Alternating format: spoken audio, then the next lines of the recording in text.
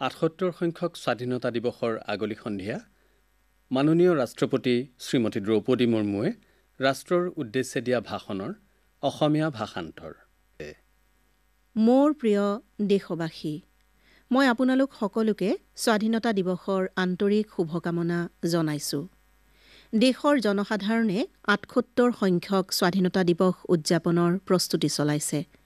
এই কথাই মোক আনন্দিত কৰিছে। স্বাধীনতা দিৱসত উৰি থকা ৰাষ্ট্ৰীয় পতাকাখন দেখিলে সেয়া লালকিল্লাতে, ৰাজ্যৰ ৰাজধানীতে অথবা আমাৰ আশে-পাশে হওক, আমাৰ হৃদয় উৎসাহেৰে ভৰি পৰে। এই উৎসৱে ১৪০ কোটিতকৈ অধিক ভাৰতবাসীৰ সৈতে এই মহান দেশৰ আমিও যে অংশ, সেই আনন্দৰ অভিব্যক্তি প্ৰকাশ কৰে। যিদৰে আমি পৰিয়ালৰ সৈতে বিভিন্ন উৎসৱ পালন কৰোঁ, তেনেদৰে স্বাধীনতা দিৱস আৰু গণতন্ত্ৰ দিৱসো আমি পৰিয়ালৰ সৈতে উদযাপন কৰোঁ। এই পৰিয়ালৰ সদস্য আমি সকলো দেশবাসী। ১৫ আগষ্টৰ দিনটোত দেশে বিদেশে সকলো ভাৰতীয়ই ৰাষ্ট্ৰীয় পতাকা উত্তোলনৰ পৰ্বত ভাগ লয়। দেশভক্তিৰ গীত গায়, মিঠাই বিতৰণ কৰে। শিশুসকলে সাংস্কৃতিক কাৰ্যসূচীত ভাগ লয়। যেতিয়া আমি কণমানিহঁতক আমাৰ মহান দেশৰ কথা তথা ভাৰতীয় হোৱাৰ গৌৰৱৰ কথা কোৱা শুনো, তেতিয়া মহান স্বাধীনতা সংগ্ৰামীসকলৰ অনুভৱৰ প্ৰতিধ্বনি শুনিবলৈ পাওঁ। আমাৰ অনুভৱ হয় যে আমি সেই পৰম্পৰাৰ অংশ, যি স্বাধীনতা সংগ্ৰামীসকলৰ সপোন আৰু পৰৱৰ্তী প্ৰজন্মৰ আকাংক্ষাক একেডাল ডোলেৰে বান্ধিছে আৰু যি অনাগত সময়ত আমাৰ দেশৰ গৌৰৱ পুনঃ প্ৰাপ্ত হোৱা দেখিবলৈ পাব। ইতিহাসৰ এই শৃংখলা যেন একেটাই পৰিঘটনা। এই ধাৰণাই আমাৰ ভিতৰত বিনম্ৰতাৰ সঞ্চাৰ কৰে। এই অনুভূতিয়ে আমাক সেই দিনবোৰ মনত পেলাই দিয়ে, যেতিয়া আমাৰ দেশ বিদেশী শাসনৰ অধীন আছিল। দেশভক্তি আৰু পৰাক্ৰমেৰে উজ্জীৱিত দেশপ্ৰেমীসকলে অনেক কষ্ট স্বীকাৰ কৰিছিল, দেশৰ বাবে সৰ্বোচ্চ বলিদান দিছিল। তেওঁলোকক আমি সশ্ৰদ্ধ প্ৰণিপাত জনাইছোঁ। তেওঁলোকৰ অক্লান্ত প্ৰয়াসৰ বাবেই যুগ যুগ ধৰি নিদ্ৰামগ্ন ভাৰতৰ আত্মা জাগৃত হৈছিল। আমাৰ চিৰপ্ৰবহমান বিভিন্ন পৰম্পৰা আৰু মূল্যবোধক আমাৰ স্বাধীনতা সেনানীসকলে ন ন অভিব্যক্তি প্ৰদান কৰিছে। দিশ নিৰ্ণায়ক নক্ষত্ৰৰ দৰে জাতিৰ পিতা মহাত্মা গান্ধীয়ে স্বাধীনতা সংগ্ৰামৰ বিভিন্ন পন্থা আৰু তাৰ বিভিন্ন অভিব্যক্তিক একেলগ কৰিছিল। লগতে চৰ্দাৰ পেটেল, নেতাজী সুভাষ চন্দ্ৰ বসু আৰু বাবা চাহেব আম্বেদকাৰ তথা ভগত সিং আৰু চন্দ্ৰশেখৰ আজাদৰ দৰে বহু মহান জননায়কো সক্ৰিয় আছিল। এয়া এক দেশব্যাপী আন্দোলন আছিল, য'ত সকলো সম্প্ৰদায়ে ভাগ লৈছিল। আদিবাসীসকলৰ ভিতৰত আছিল তিলকা মাঝি, বিৰছা মুণ্ডা, লক্ষ্মণ নায়ক আৰু ফুলো ঝানুৰ দৰে আন বহুতো লোক, যিসকলৰ বলিদানক এতিয়া সকলোৱে শলাগ লৈছে। আমি ভগৱান বিৰছা মুণ্ডাৰ জয়ন্তীক জনজাতীয় গৌৰৱ দিৱস ৰূপে উদযাপন কৰিবলৈ আৰম্ভ কৰিছোঁ। অহা বছৰ তেখেতৰ ১৫০ বছৰীয়া জয়ন্তী পালনৰ উৎসৱ ৰাষ্ট্ৰীয় পুনৰ জাগৰণত তেওঁৰ বৰঙণিৰ বাবে অধিক অন্তঃকৰণেৰে সন্মান প্ৰদৰ্শনৰ সুযোগ হ'ব। মোৰ প্ৰিয় দেশবাসী, আজি ১৪ আগষ্টৰ দিনটোত আমাৰ দেশ বিভাজনৰ বিভীষিকাৰ স্মৃতি দিৱস পালন কৰা হৈছে। এয়া দেশ বিভাজনৰ বিভীষিকাক স্মৰণ কৰাৰ দিন। যেতিয়া আমাৰ মহান দেশখন বিভাজন হৈছিল, তেতিয়া লাখ লাখ লোকে বাধ্য হৈ পলায়ন কৰিবলগীয়া হৈছিল। লাখ লাখ লোকে নিজৰ জীৱন আহুতি দিবলগীয়া হৈছিল।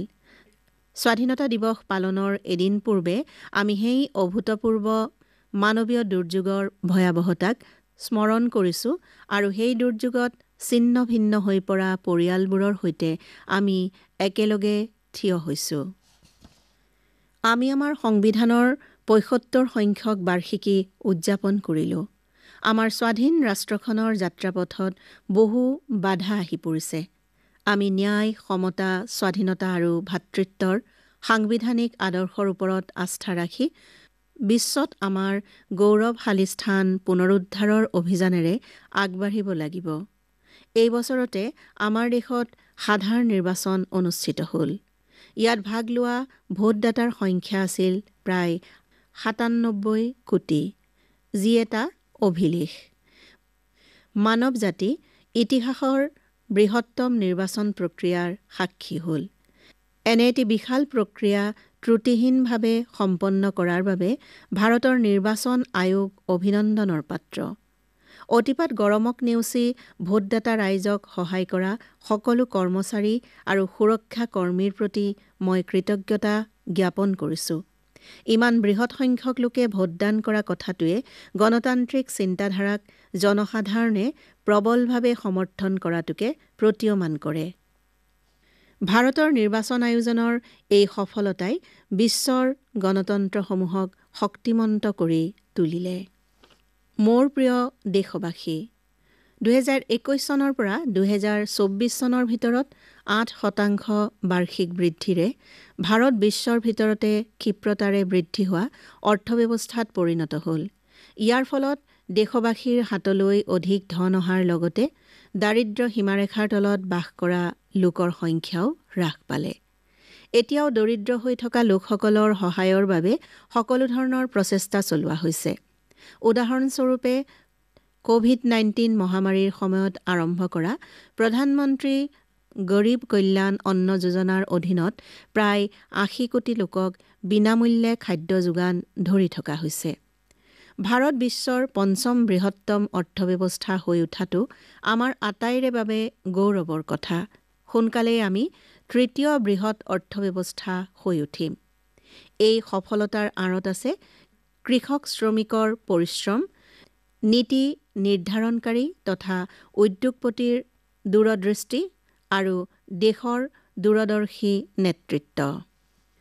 আমাৰ অন্নদাতা কৃষকসকলে আশা কৰাতকৈ অধিক উৎপাদন কৰি ভাৰতক কৃষিক্ষেত্ৰত আত্মনিৰ্ভৰ কৰি তুলিলে। যোৱা কেইটামান বছৰত ৰাজপথ, ৰেল আৰু জলপথৰ উল্লেখযোগ্য বৃদ্ধি পৰিলক্ষিত হৈছে। চৰকাৰে অৰ্ধপৰিবাহী আৰু কৃত্ৰিম বুদ্ধিমত্তাৰ ক্ষেত্ৰত অধিক গুৰুত্ব প্ৰদান কৰিছে। ন ব্যৱসায়ৰ আৰম্ভণিৰ বাবে পৰিৱেশ সৃষ্টিৰ ব্যৱস্থা কৰিছে। ই পুঁজি নিৱেশকসকলক ভাৰতৰ প্ৰতি আকৰ্ষিত কৰিছে। বেংকিং আৰু বিত্তীয় ক্ষেত্ৰৰ কাৰ্যকুশলতাও বৃদ্ধি পাইছে। এই পৰিৱৰ্তনসমূহে আৰ্থিক বিকাশৰ বাবে মঞ্চ তৈয়াৰ কৰিছে, যাৰ ফলত ভাৰত উন্নত ৰাষ্ট্ৰত পৰিণত হ'ব। দ্ৰুত প্ৰগতিৰ ফলত বিশ্বৰ প্ৰেক্ষাপটত ভাৰতৰ স্থিতি উন্নত হৈ আহিছে। G20ৰ অধ্যক্ষতাৰ পিছত ভাৰতে বিশ্বৰ দক্ষিণৰ দেশসমূহৰ মনৰ ভাৱ প্ৰকাশ কৰিব পৰা দেশৰূপে নিজৰ স্থিতি শক্তিশালী কৰি তুলিছে। এই স্থিতিক ভাৰতে বিশ্বৰ শান্তি আৰু সমৃদ্ধিৰ বাবে প্ৰয়োগ কৰিব বিচাৰিছে। মোৰ প্ৰিয় দেশবাসী, আমাৰ সংবিধান নিৰ্মাতা ডক্টৰ B.R. আম্বেদকাৰে কৈছিল, উদ্ধৃতি আৰম্ভ, আমি আমাৰ ৰাজনৈতিক গণতন্ত্ৰক সামাজিক গণতন্ত্ৰ কৰি তোলা উচিত। সামাজিক গণতন্ত্ৰক আধাৰ কৰি নোলোৱালৈকে ৰাজনৈতিক গণতন্ত্ৰ বৰ্তি থাকিব নোৱাৰে। উদ্ধৃতি শেষ। ৰাজনৈতিক গণতন্ত্ৰৰ নিৰন্তৰ প্ৰগতিয়ে সামাজিক গণতন্ত্ৰৰ ভেটি সুদৃঢ় কৰিছে। বৈচিত্ৰ্য সত্ত্বেও আমাৰ দেশ এখন ৰাষ্ট্ৰৰূপে একেলগে আগবাঢ়ি গৈছে। মই দৃঢ়তাৰে বিশ্বাস কৰোঁ যে ভাৰতৰ দৰে বিশাল দেশত তথাকথিত সামাজিক স্তৰৰ ভেটিত অন্তৰ্কলহ সৃষ্টি কৰিব খোজা চিন্তাধাৰাক দলিয়াই পেলাব লাগিব। সামাজিক ন্যায়ক চৰকাৰে সৰ্বোচ্চ প্ৰাথমিকতা প্ৰদান কৰিছে। চৰকাৰে অনুসূচিত জাতি, জনজাতি তথা অন্যান্য বৰ্গৰ উন্নতিৰ বাবে অভূতপূৰ্ব পদক্ষেপ গ্ৰহণ কৰিছে। উদাহৰণস্বৰূপে PM সুৰজ আঁচনিৰ জৰিয়তে বিত্তীয় সাহায্য প্ৰদান কৰা হৈছে। PM জনমন আঁচনিৰ জৰিয়তে দুৰ্বল জনজাতীয় গোটসমূহৰ আৰ্থিক তথা সামাজিক অৱস্থা উন্নত কৰা হৈছে। নমস্তে আঁচনিৰ জৰিয়তে চাফাই কৰ্মীসকলৰ সুৰক্ষাৰ ব্যৱস্থা কৰা হৈছে। ন্যায় শব্দটো বিভিন্ন ক্ষেত্ৰত প্ৰয়োগ কৰিব পাৰি। ইয়াৰ ভিতৰত মই আটাইতকৈ গুৰুত্বপূৰ্ণ বুলি বিবেচনা কৰিছোঁ স্ত্ৰী পুৰুষৰ ক্ষেত্ৰত ন্যায়পূৰ্ণ সমতা স্থাপন আৰু জলবায়ুৰ প্ৰতি ন্যায়। আমাৰ সমাজত কেৱল মহিলাৰ সম অধিকাৰেই নহয়, সম অধিকাৰৰ উচ্চ স্তৰত স্থান দিয়া হ'ল। তেওঁলোকে পৰম্পৰাগতভাৱে চলি অহা ৰীতি নীতিৰ বাবেও কষ্ট ভোগ কৰিব লগা হয়। মই এই কথা জানি সুখী যে চৰকাৰে মহিলা কল্যাণ আৰু মহিলা সবলীকৰণক সমানে গুৰুত্ব দিছে। বিগত দশকত বাজেটত আবণ্টন ৩ গুণ অধিক বৃদ্ধি হোৱাৰ লগতে শ্ৰমদানৰ ক্ষেত্ৰত যোগদান বৃদ্ধি পাইছে। নাৰী শক্তি বন্দন অধিনিয়মৰ মূল উদ্দেশ্যই হ'ল মহিলাসকলৰ বিকাশ সুনিশ্চিত কৰা। জলবায়ু পৰিৱৰ্তন এতিয়া বাস্তৱবাদৰ ৰূপ লৈছে। বিকাশশীল দেশৰ আৰ্থিক প্ৰতিমানৰ পৰিৱৰ্তন এতিয়া অধিক প্ৰত্যাহ্বানপূৰ্ণ হৈছে। তথাপিও সেই দিশত আমি অধিক প্ৰগতিৰ আশা কৰিছোঁ। গ্ল'বেল ৱাৰ্মিং বা গোলকীয় উষ্ণতাৰ কুপ্ৰভাৱৰ পৰা পৃথিৱীক ৰক্ষা কৰাৰ উদ্দেশ্যে মানৱ জাতিয়ে কৰা সংঘৰ্ষত ভাৰতেও অংশীদাৰ হৈ গৰ্ব অনুভৱ কৰিছে। মই আপোনালোকক অনুৰোধ কৰোঁ, আপোনালোকৰ জীৱনশৈলীত সৰু সৰু অথচ শক্তিশালী পৰিৱৰ্তনৰ জৰিয়তে জলবায়ু পৰিৱৰ্তনৰ প্ৰত্যাহ্বানৰ মোকাবিলা কৰি আপোনালোকেও গুৰুত্বপূৰ্ণ অৱদান আগবঢ়াওক। ন্যায় সন্দৰ্ভত মই উল্লেখ কৰিব বিচাৰোঁ যে এই বছৰ জুলাই মাহত ভাৰতীয় ন্যায় সংহিতা প্ৰণয়ন কৰাৰ ক্ষেত্ৰত আমি ঔপনিৱেশিক যুগৰ আৰু এক অৱশেষ আঁতৰাই দিছোঁ।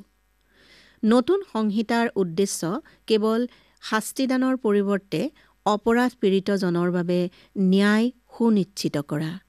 এই পৰিৱৰ্তনক মই স্বাধীনতা সংগ্ৰামীৰ প্ৰতি শ্ৰদ্ধাঞ্জলি হিচাপে গণ্য কৰোঁ। প্ৰিয় দেশবাসী, আজি আমাৰ যুৱ প্ৰজন্মই আমাৰ স্বাধীনতা সংগ্ৰামৰ শতবৰ্ষলৈকে এই অমৃত কালছোৱাত অধিক শক্তি আৰু উৎসাহেৰে আমাৰ দেশক এক নতুন শিখৰত উপনীত কৰিব। যুৱশক্তিৰ মন মগজুৰ বিকাশ, পৰম্পৰা তথা সমকালীন জ্ঞানৰ সৰ্বশ্ৰেষ্ঠ ভাৱধাৰাক গ্ৰহণ কৰাৰ মানসিকতা গঠনেই আমাৰ উদ্দেশ্য। এই সন্দৰ্ভত ২০২০ বৰ্ষত প্ৰচলন হোৱা ৰাষ্ট্ৰীয় শিক্ষানীতিৰ পৰিণাম আমাৰ সন্মুখত। যুৱ প্ৰতিভাৰ উপযুক্ত বিকাশৰ বাবে চৰকাৰে কৌশল নিযুক্তি তথা অন্য সা-সুবিধাক সুলভ কৰাৰ বাবে পদক্ষেপ গ্ৰহণ কৰিছে। নিযুক্তি আৰু কৌশল বিকাশৰ বাবে প্ৰধানমন্ত্ৰীৰ ৫টা আঁচনিয়ে ৫টা বছৰত ৪,১০ লাখ যুৱকক উপকৃত কৰিব। চৰকাৰৰ এক নতুন উদ্যোগৰ জৰিয়তে ৫ বছৰত ১ কোটি যুৱক যুৱতীয়ে আগশাৰীৰ প্ৰতিষ্ঠানত ইণ্টাৰ্ণশ্বিপৰ সুবিধা লাভ কৰিব। এই সকলো পদক্ষেপে বিকশিত ভাৰত নিৰ্মাণত উল্লেখযোগ্য অৱদান আগবঢ়াব। ভাৰতত বিজ্ঞান আৰু প্ৰযুক্তিগত জ্ঞানৰ আৱিষ্কাৰ মানৱীয়তাপূৰ্ণ প্ৰগতিৰ আধাৰ। উদাহৰণস্বৰূপে ডিজিটেল এপ্লিকেশ্যনৰ ক্ষেত্ৰত আমাৰ সফলতাক অন্য দেশে নমুনা হিচাপে গ্ৰহণ কৰিছে। বিগত বৰ্ষসমূহত ভাৰতে মহাকাশ গৱেষণাৰ ক্ষেত্ৰত প্ৰগতি লাভ কৰিছে। আপোনালোকৰ লগতে ময়ো অহা বছৰ হ'বলগীয়া গগনযান অভিযানৰ শুভাৰম্ভৰ বাবে প্ৰতীক্ষা কৰি আছোঁ। এই অভিযানৰ জৰিয়তে ভাৰতৰ প্ৰথম মানৱ মহাকাশযানত ভাৰতীয় মহাকাশচাৰীসকলক মহাকাশলৈ প্ৰেৰণ কৰা হ'ব। বিগত দশকত ক্ৰীড়া জগততো আমাৰ দেশে প্ৰগতি লাভ কৰিছে। চৰকাৰে ক্ৰীড়া ক্ষেত্ৰৰ বিকাশত অগ্ৰাধিকাৰ দিছে আৰু ইয়াৰ ফলাফল আমি দেখিছোঁ। অলপতে হৈ যোৱা পেৰিছ অলিম্পিকত ভাৰতীয় দলে নিজৰ উৎকৃষ্ট প্ৰদৰ্শন কৰিবলৈ সক্ষম হৈছে। মই ক্ৰীড়াবিদসকলৰ নিষ্ঠা আৰু পৰিশ্ৰমক প্ৰশংসা কৰিছোঁ। তেওঁলোকে যুৱ প্ৰজন্মক প্ৰেৰণা যোগাইছে। ভাৰতীয় ক্ৰিকেট দলে টি-20 বিশ্বকাপ জয় কৰিছে আৰু ক্ৰিকেট প্ৰেমীসকল আনন্দিত হৈছে। দবা খেলত প্ৰতিভাধৰ যুৱ ক্ৰীড়াবিদসকলে দেশক গৌৰৱান্বিত কৰিছে। ইয়েই দবা খেলত ভাৰতীয় যুগৰ শুভাৰম্ভ বুলি প্ৰতিপন্ন কৰিছে। বেডমিণ্টন, টেনিছ আৰু অন্য খেলতো আমাৰ যুৱ ক্ৰীড়াবিদসকলে বিশ্বমঞ্চত নিজৰ চিনাকি দাঙি ধৰিবলৈ সক্ষম হৈছে। তেওঁলোকৰ সফলতাই ভৱিষ্যত প্ৰজন্মক প্ৰেৰণা যোগাইছে। প্ৰিয় দেশবাসী, সমগ্ৰ দেশে স্বাধীনতা দিৱস উদযাপনৰ বাবে তৎপৰ হৈছে। এই আনন্দৰ মুহূৰ্তত মই আপোনালোকক পুনৰ শুভকামনা জনাইছোঁ। সেনাবাহিনীৰ সেইসকল বীৰ জোৱানক মই বিশেষভাৱে শুভেচ্ছা জনাইছোঁ, যিসকলে নিজৰ জীৱন বিপন্ন কৰিও আমাৰ দেশক সুৰক্ষা প্ৰদান কৰে। মই আৰক্ষী তথা সুৰক্ষা বাহিনীৰ কৰ্মীসকলক শুভেচ্ছা জ্ঞাপন কৰিছোঁ, যিসকলে দেশৰ শান্তি শৃংখলা বৰ্তাই ৰখাত ভূমিকা পালন কৰে। মই ন্যায়পালিকা তথা অসামৰিক সেৱাৰ সদস্যৰ লগতে বিদেশত নিযুক্ত আমাৰ দূতাবাসৰ কৰ্মচাৰীসকলক শুভেচ্ছা জ্ঞাপন কৰিছোঁ।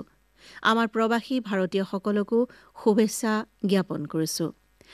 আপোনালোক সকলোৱে বিদেশত ভাৰতীয় সংস্কৃতিক গৰ্বৰে সৈতে প্ৰতিনিধিত্ব কৰিছে। পুনৰবাৰ মই সকলোকে স্বাধীনতা দিৱসৰ আন্তৰিক শুভকামনা জনালোঁ। ধন্যবাদ। জয় হিন্দ, জয় ভাৰত। ইমান পৰে ৭৮ সংখ্যক স্বাধীনতা দিৱসৰ আগলি সন্ধিয়া মাননীয় ৰাষ্ট্ৰপতি শ্ৰীমতী দ্ৰৌপদী মুৰ্মুৱে ৰাষ্ট্ৰৰ উদ্দেশ্যে দিয়া ভাষণৰ অসমীয়া ভাষান্তৰ শুনিলে।